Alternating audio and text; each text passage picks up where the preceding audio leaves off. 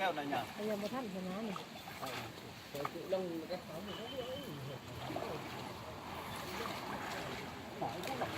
มองบ่เห็นเลยพวกมาลงง่ายกว่าเนี่ยนี่โอ้ยอันนี้อะไรเว้ยนั่งได้นั่งคนนึงน่ะ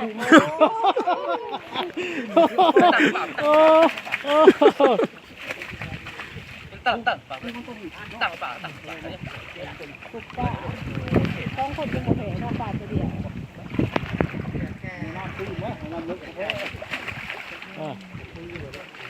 เดี๋ยวจับมีเหนือข้อเลยอันนี้ใคร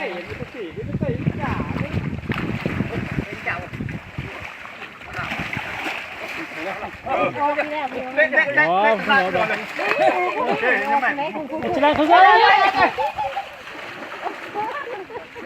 ถึงก็ไปว่าอะไรป้ายนะ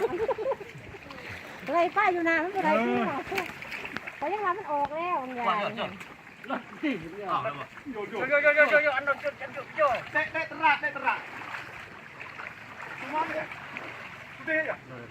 ะๆนะ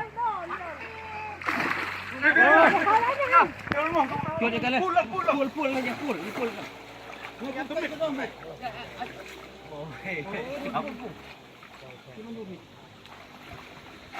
โอ้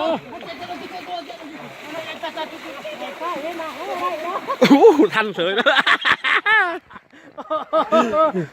วิธีการไล่ฟ้าเขาขึ้นโคกเนาะ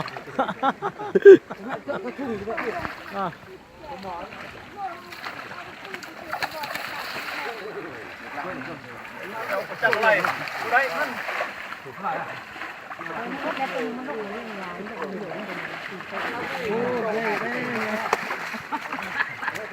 แก่รถไปนั่งรถหลงป่ะรถไปนั่งป่ะมันแช่ไหลรถติดมันแช่ไหลเลย